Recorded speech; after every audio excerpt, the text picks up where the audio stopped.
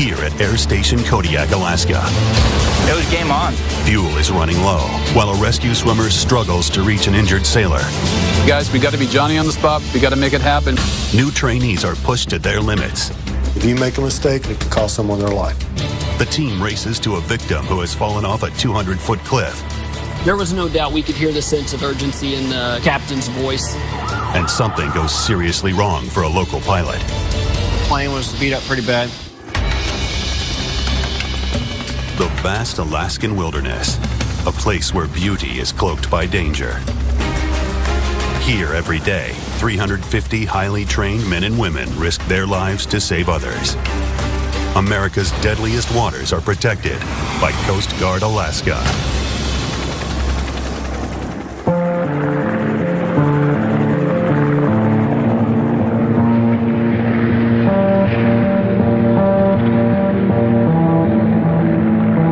So they're proceeding direct Kodiak, pretty much? Okay, I gotcha. It's got a call for a possible medevac. It's a freighter about 420 miles southwest of here. It's steaming back towards Kodiak. Right now they are out of our range, unfortunately. Got a patient who's got a unconscious possible head injury. So just taking a look at things and gonna look at the flight planning, see what makes sense as far as when to launch him to pick this guy up. The other pilot, Jim, and I got the call, and then we went over to the operations center, jotted down some distances and speeds, and figured out what were going to be the best options. What are they traveling at? 12 knots. It's 5 hours as opposed to if they steam straight toward us. The patient was 200 plus miles south of the Aleutian chain. So what we are calculating as pilots beforehand is where we can get gas and where the best rendezvous spots are for a medevac jet. He was fine, randomly went unconscious, and lost control of his balance. So, either dead or he's had a seizure. He has no heartbeat, he's got no pulse, is that what we're saying? Yes. Right now? So how can that be? There's a seizure where all that stops and comes back? Yep. While you're seizing, you are not breathing, there's no pulse, nothing. So. But if it lasts for more than 4 minutes, he's pretty dead. Yeah. So that's why I guess we'll find out. Let them make a decision. Let us press on. Yeah. We'll try climbing if we get clear skies, but we're probably going to stay fairly low.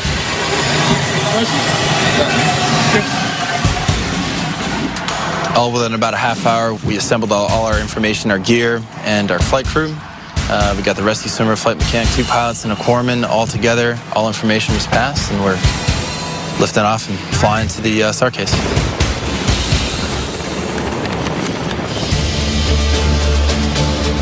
We had a fuel option planned 300 miles from here to Sand Point, where we're going to refuel it. So we refueled in Sand Point, got rid of some equipment that we did not need that was taking up a lot of room. And so after the fuel, dropped off a couple things and off we went.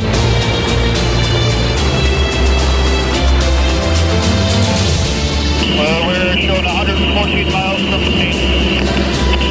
I just talked to the captain. He said the patient's unable to walk. Roger.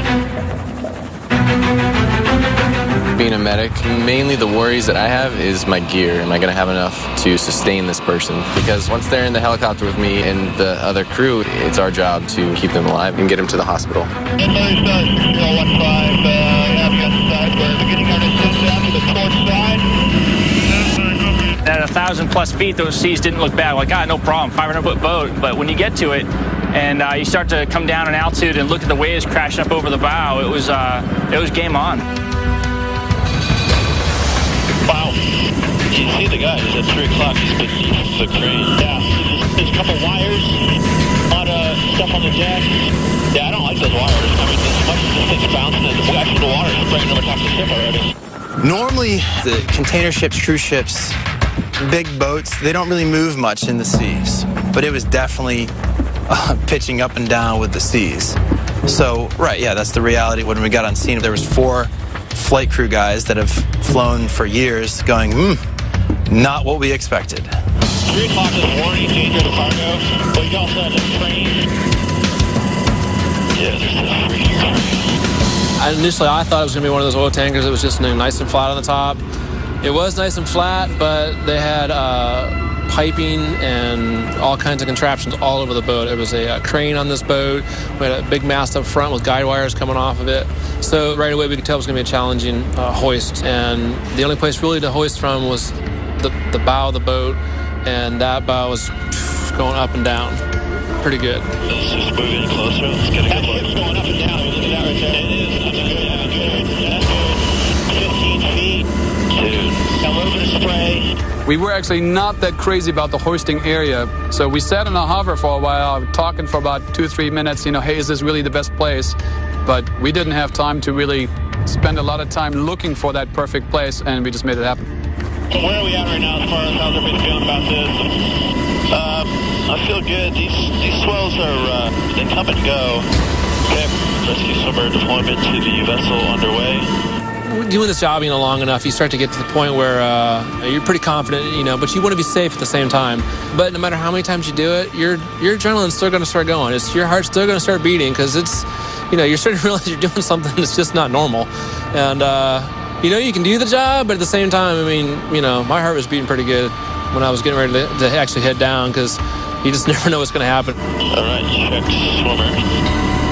Check swimmer. Right before Scott went out, I'm like, Scott, we need to make this fast. I want you to just get him in the litter as fast as you can, get him back in the aircraft, because fuel's running low as we speak. Going down.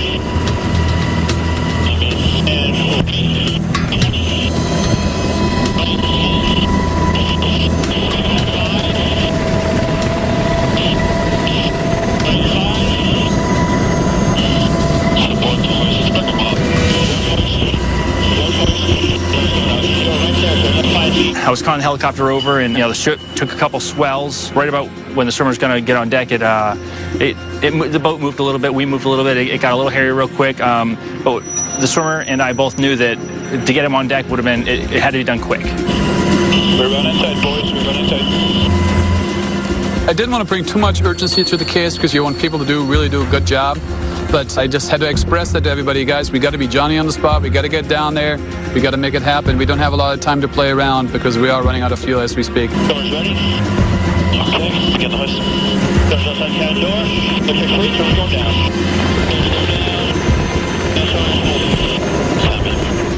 I'm not just focusing on the swimmer. I'm looking at the bow. I'm looking at the waves, and I'm also looking out the back and make sure that the tail's not going to make contact with anything.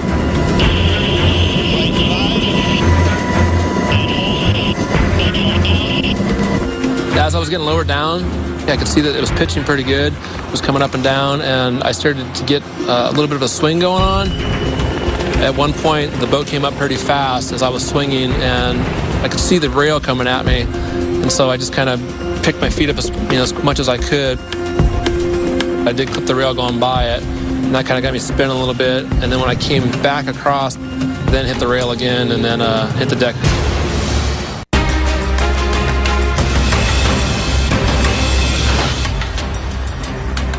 We had to do a medevac off of a ship 250 miles south of the Sandpoint area, which is pretty far from here. We had seas that were anywhere from 12 to 15 feet, and the only place really to hoist from was the bow of the boat, and that bow was going up and down.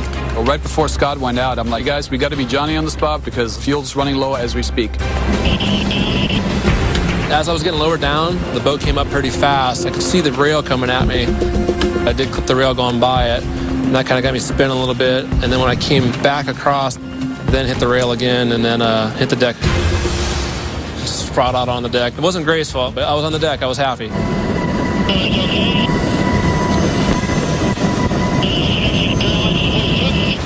So he pulls the hook up and hooks the litter up. And then I pulled the trail line down with the litter attached to the hoist. This whole time that I'm on the deck, it's moving pretty good, and we're getting water coming over the sides.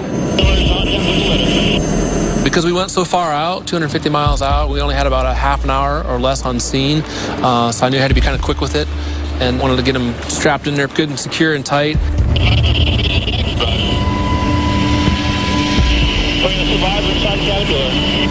Once he was in the helicopter, they secured him, lowered the hook back down to me, and we went ahead and hoisted me up. Source on cap door. Hoist complete. Murray Star 6015. We have your crew member aboard. We are trying to take some standpoint. We have a medevac fixing aircraft waiting to take him to Anchorage. So finally, when we had him on board, we were running out of fuel, and we started heading towards Sandpoint, and we were just making max effort to get there. We checked his vital signs. He wasn't totally unconscious. He was in and out of consciousness, more of a sleep state, but he was definitely conscious to a point. He would grab and hold onto your hand. He would grab the ICS cord. For the remainder of the flight, we kind of just reassessed his vitals every 15 minutes. I continued to check his breathing. We landed in Sandpoint. We saw the jet sitting right there. We taxied right up to the jet and transitioned the guy from the cabin into the jet.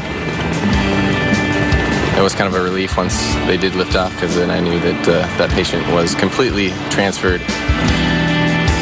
A lot of cases, they seem like it'd be kind of routine. This one was a little more challenging than normal, but it was a good feeling, you know, to do a job well done. Way to go! Oh! Finish up. Nice job. It's something, I mean, think about it, you know, how the Coast Guard, between, you know, the guys in operations over in district having to call and talk to the boat, the 60 going out there. You got this whole big team just to be able to get one guy off a boat 250 miles, you know, out in the middle of nowhere. And to me, that's, you know, I think that's pretty cool that we can accomplish this all the time.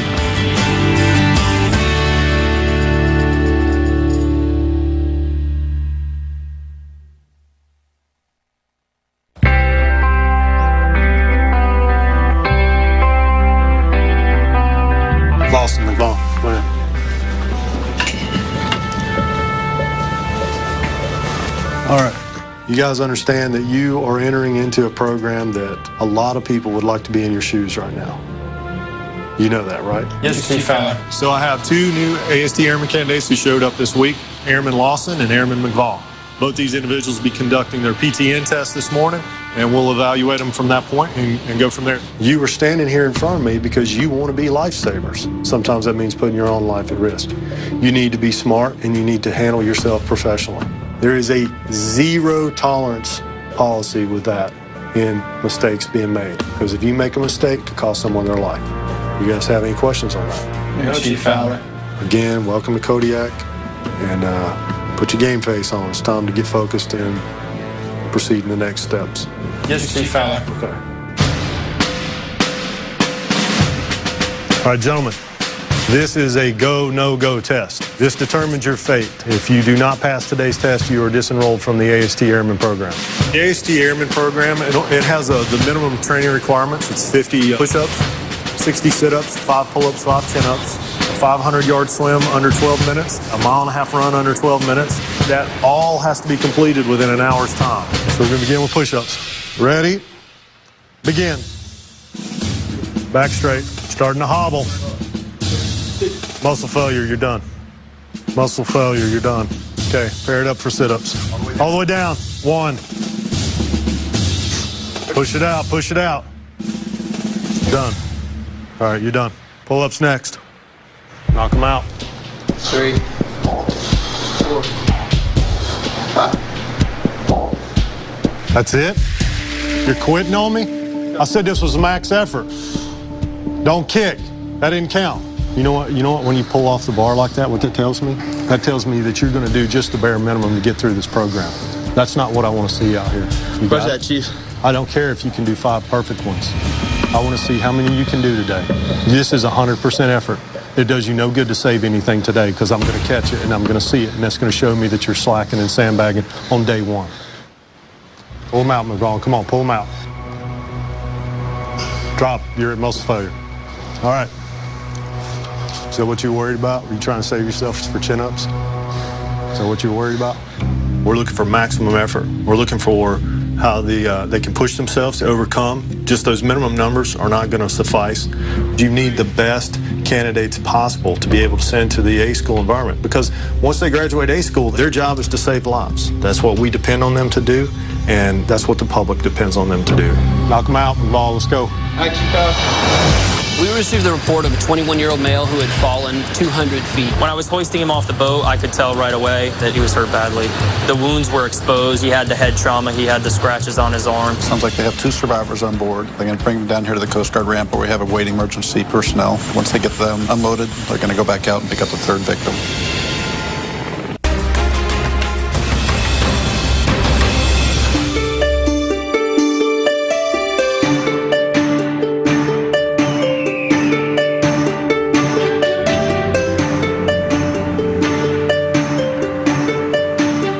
We're actually going to have an official Coast Guard retirement ceremony today. Thankfully, in the U.S. Coast Guard, we bring lots of other people along. No one's forever, so we keep training new people to come in and replace you, but it's really going to be the James Arnold show today.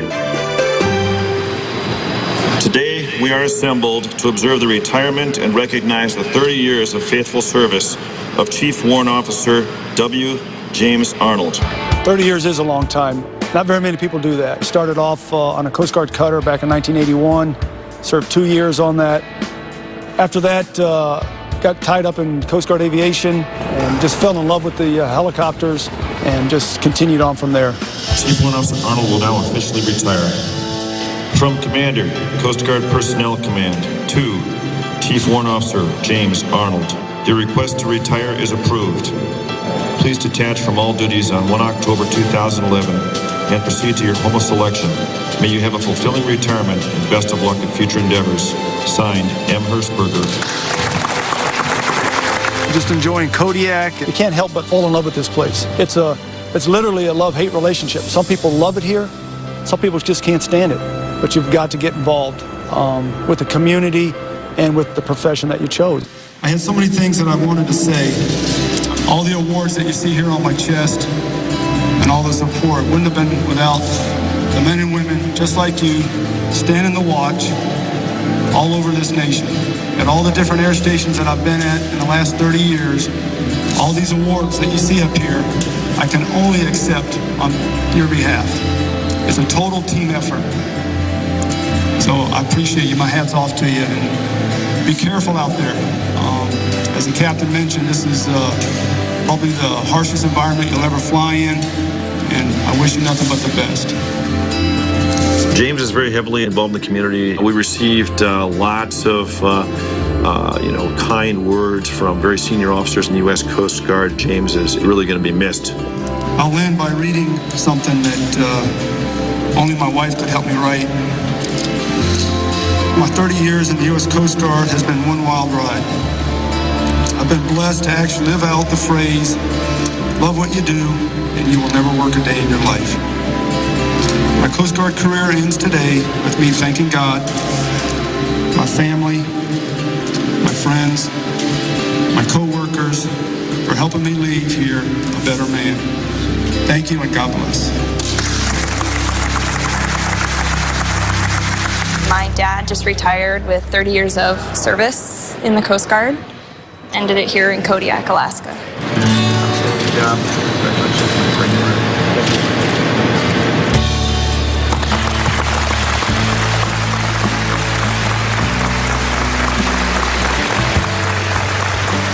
Some of the hard parts of what my dad's been involved with is some of the deployments. He's missed all of our birthdays at a time, some holidays, all kinds of things. And now that he's retired, it'll be great to have him around. My family has been there to support for the 25 plus years that they've been with me in my 30-year career. And without them, there was no way I could go to work and do what I do. It just isn't possible. 1, 2, 3.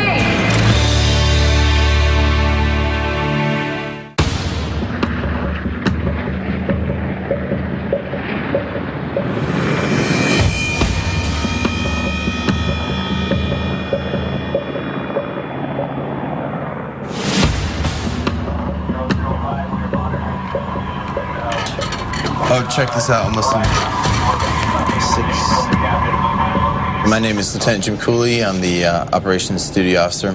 I started hearing a conversation on the radio between a mariner and the Coast Guard Sector Anchorage about a crewman that's on board their boat that had fallen off a cliff about 200 feet.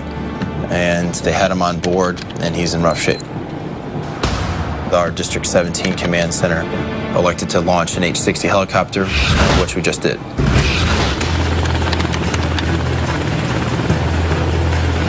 We received the report of a 21-year-old male who had fallen possibly 200 feet. So we knew there were probably significant injuries based off of that kind of a fall.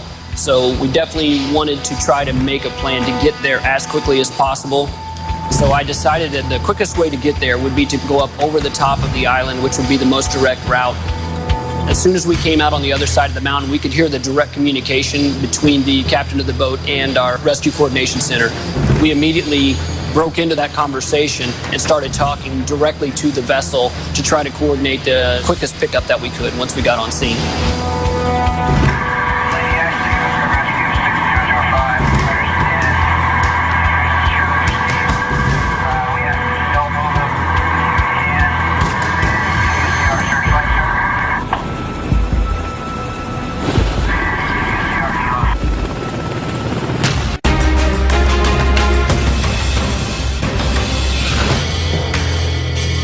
We received the report of a 21-year-old male who had fallen possibly 200 feet. So we knew there were probably significant injuries. So we definitely wanted to try to make a plan to get there as quickly as possible.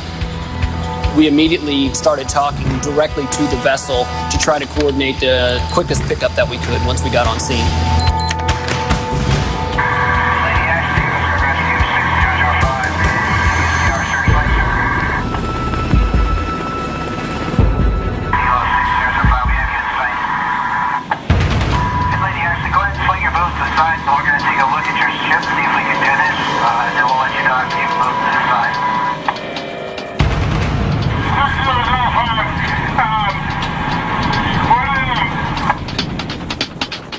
There was no doubt we could hear the sense of urgency in the captain's voice, and we knew that the situation was very serious. We looked at the boat real briefly, real quickly, and we made a decision that it was a very possible, very stable platform to hoist to as far as we were concerned as the air crew. And as we were setting up, getting ready to do our hoist, the captain mentioned over the radio that the patient's conditions had worsened and the breathing was getting less and things like that. So we made a decision to put the swimmer down on the boat immediately. Lady active. We're going to see Kilo 6005. We're going to put our rescue swimmer down, sir, to help out. Jason grabbed all his gear that he needed to go down to the boat. The captain pulled back on the throttles, let the boat go still in the water.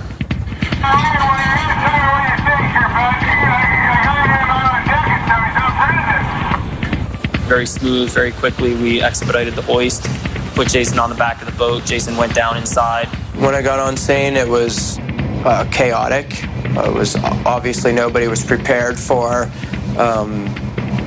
the scenario that we had in front of us. The people on the vessel and myself. We quickly assessed and we executed a hoist quickly. Lady Ashley, rescue Kilo 6005. Understand we are going to lower a trail line down. Once it's on the deck, take instructions from the rescue swimmer to place the individual in the basket.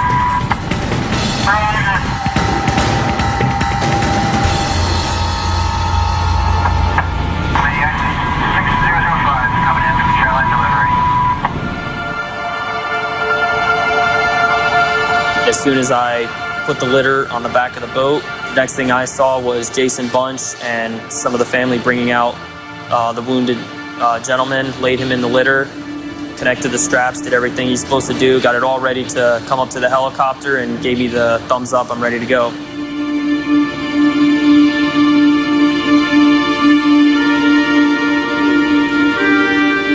When I was hoisting him off the boat, I could tell right away when I saw him coming up that he was hurt. He was hurt badly. The wounds were exposed. You know, he had the head trauma. He had the scratches on his arm. He had the, you know, what they had described to us on the radio is what I saw coming in. I retrieved the litter, brought the gentleman in the litter into the helicopter, and he was wearing nothing but a set of shorts. Just, it looked like the people on the boat had been trying to, you know, make him as comfortable as possible. He was not conscious at that point. He appeared to be unconscious, to be sleeping or just passed out.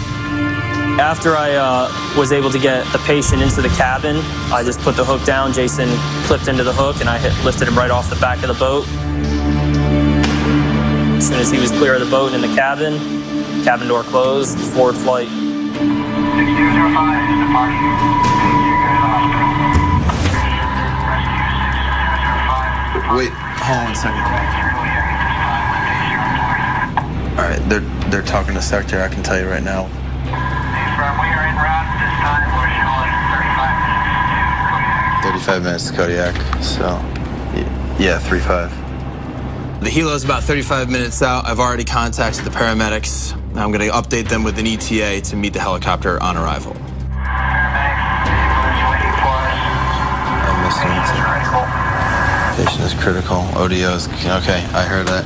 We knew that we had to come straight to Kodiak as quickly as possible, while Jason and Nate both continued to provide emergency medical care to the patient en route.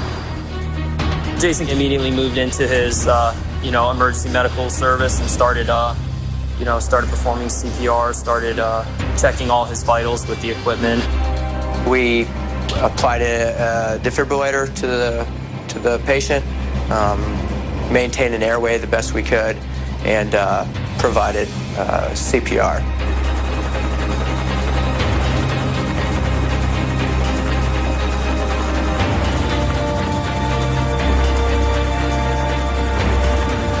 A lot of the stuff we do in the back, because the pilots are on the radios, we just kind of look at each other and, we read body language. And, Jason I sort of motioned to him that I would help him with the CPR, and I'd help him out where he needed to be. And he understood, and he gave me a couple little tasks with the breathing, the bellows for breathing and stuff.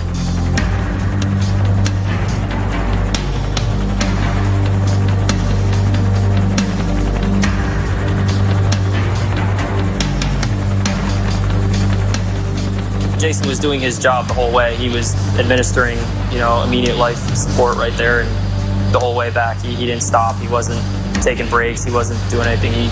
From start to finish, Jason was on top of it.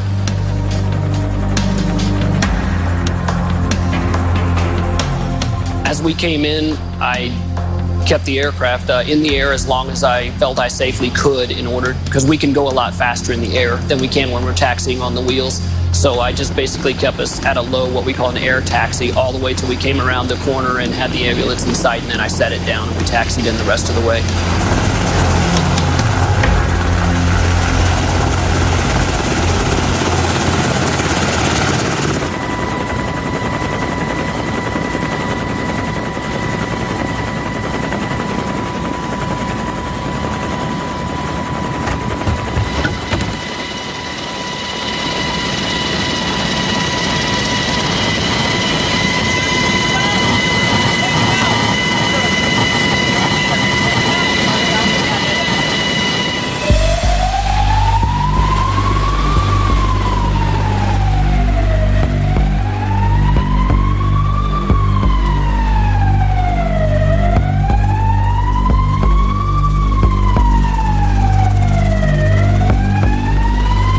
We jumped out, and we, as fast as we could, we got that patient over to the ambulance. And they weren't even expecting us to come that fast.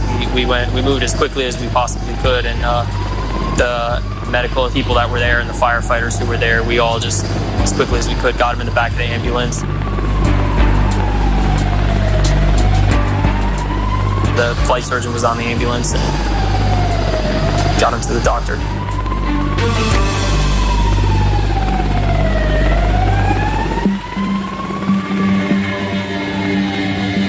When we transferred the patient, we knew that he was in critical condition, but then we didn't really know any disposition beyond that until the doctor came back and told us that after he reached the hospital, he had passed away.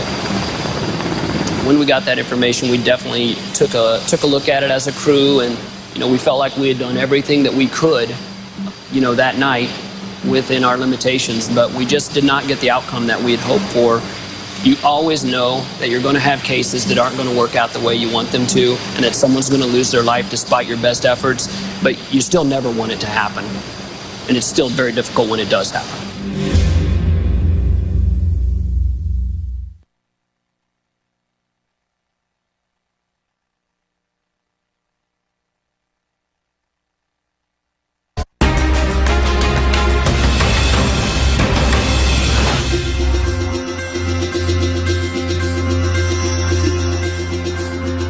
so I have two new AST Airman candidates, Airman Lawson and Airman McVaugh. Both these individuals will be conducting their PTN test this morning. Drop, you're at muscle failure. We're looking for maximum effort. We want to see how well these guys can push themselves mentally to go above and beyond. I really want to see what they're made of and how capable they are to continue in the program. Okay, 12 minutes is the time. Don't save anything in the tank. Go! I don't think McVaugh's going to make the run time. Push it out, Lawson, push it out. I don't think McVaugh's going to make this. Remember your time when you come across. Push it out, let's go. 11:02. Push it out, McVaugh, push it out. Finish strong. Give me everything you got, let's go. He's over already. Come on, push it hard, push it hard. 12:13. Did you say 12:13? Yep.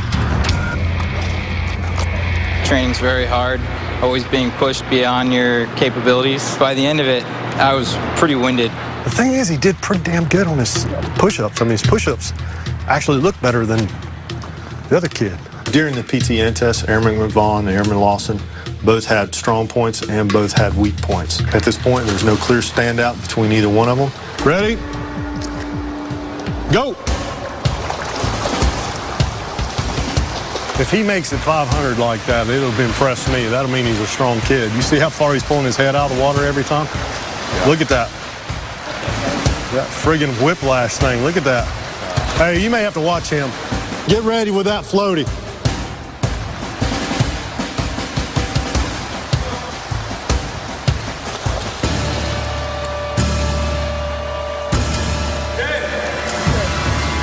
Gain your composure. Get your goggles back on your head. The most difficult part of the training for the end test would probably be in the pool. If I had to give any advice on that, I'd probably say to train a lot harder.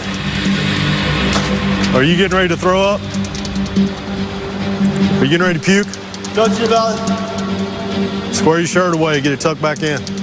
So after completion of the Airman PTN test, I evaluated Airman McVaugh and Airman Lawson on their performance. Unfortunately, Airman McVaugh was not at the physical level that he needed to be to continue on in the program. He had a lot of good positive attributes about him, but physically he was just well behind the curve of where he needed to be. Airman Lawson did show some improvements, and at this time I've decided to retain him in the program and give him a shot and see how he goes from here. With Airman McVaugh, or with any airman in that case, it's always tough to send someone home. At the same time, you have to make those decisions because you need the best candidates possible. Because once they graduate A school, they may come back to me and work for me in this shop, and I need them at the very best of their game when they come back and they're in their operational environment here in Kodiak.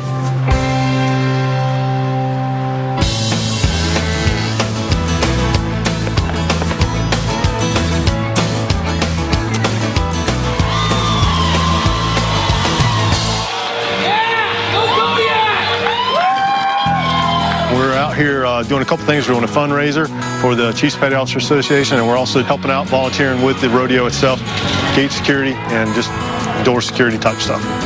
Mr. Arnold and I work together in the H-60 division at the air station. His family is very involved in the community. He's got a couple of daughters participating in the event this weekend. So, you know, they're very interactive with the community. He just retired. They're going to remain in Kodiak for some time.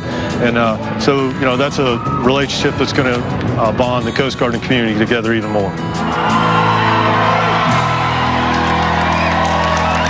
James Arnold, 30 years in the U.S. Coast Guard, just coming out to the rodeo, Kodiak Rodeo with my family.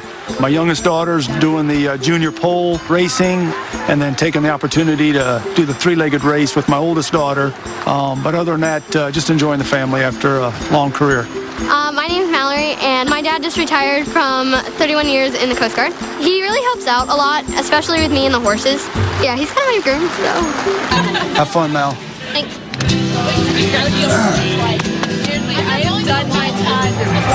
I'm about to go and pole bend.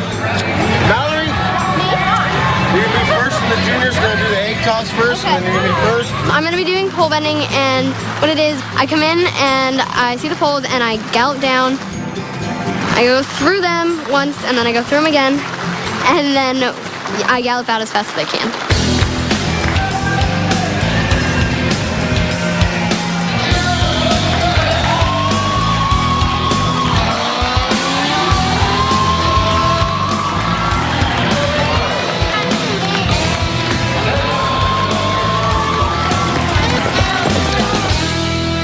Kodiak. I get to ride whenever I want. I love fishing, and we do a lot of outside stuff.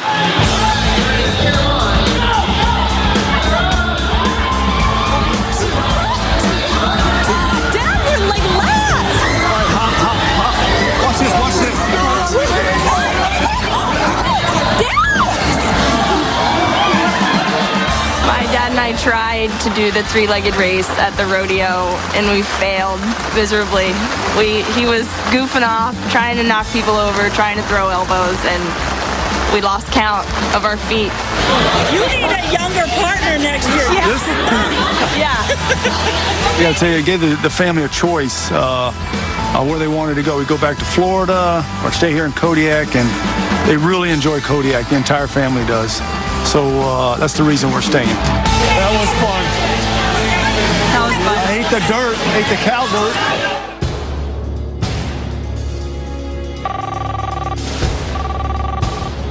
Got a call about a half an hour ago, report of a downed aircraft in the vicinity of Cowson Bay.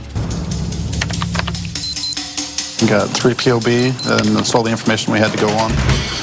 We directed the H-60 to launch out of here and get on scene and assess the situation. At this time, that's all we know, and we're waiting to hear back word from the H-60.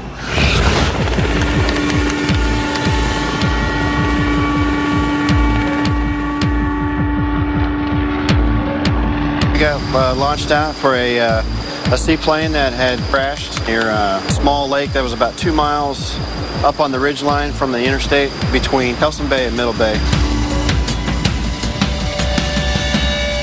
Boy, swimmer. Doors away. Easy down. Roger. 20 feet. Easy swimmer. He's made contact with the survivors. We're standing by for a head count. Just for a heads up for the emergency personnel, how many injuries do you have? According to what we've heard, one injury is a probable broken leg. One person seems to be all right. And the third person is not responsive.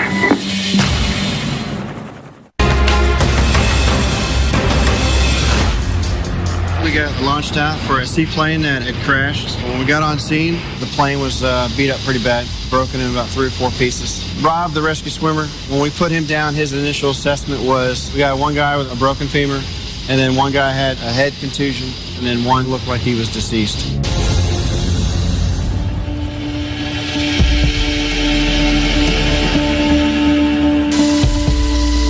Fastest halfway down. Got word back from the 60. Sounds like they may have one deceased.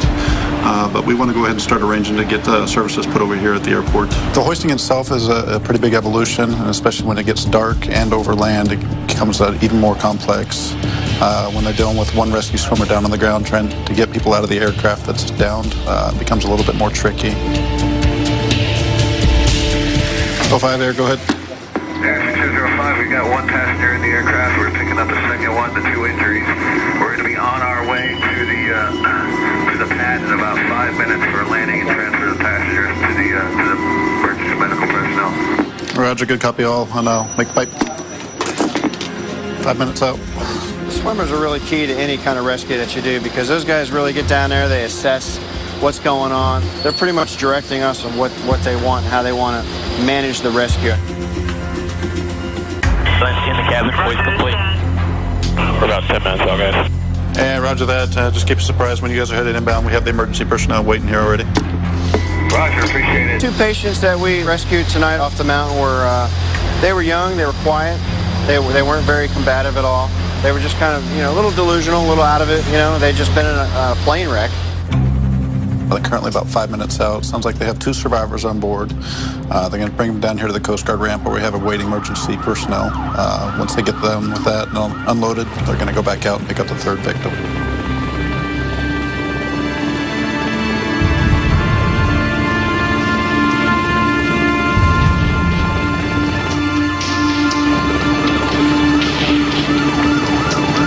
It's kind of an interesting situation when you get back from a tough mission like that. You're concentrating on getting the mission done and saving people's lives. So you don't think about the risk and the danger involved. You get back, sometimes it's kind of a, wow, that was a tough situation.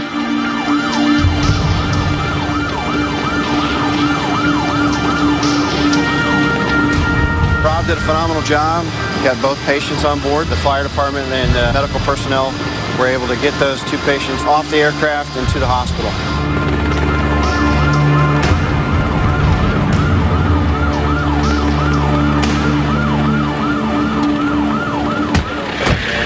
Thank you, sir. Appreciate it. Hey, real nice job. Hey, sir. Are you our relief? He's ops calls right now. He's ops boss. Probably more bad news than good. The third person was pronounced dead earlier that evening. Our command decided that the risk in the middle of the night to try and extricate a deceased person was not adequate enough to continue the flight. Sometimes the risk is outweighing their potential for gain.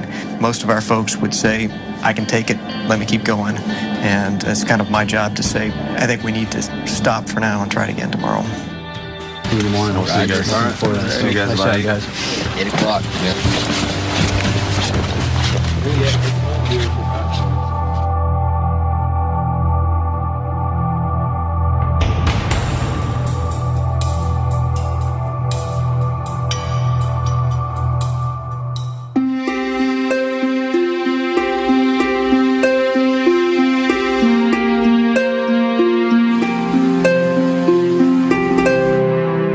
Alaska is an incredible place to be stationed.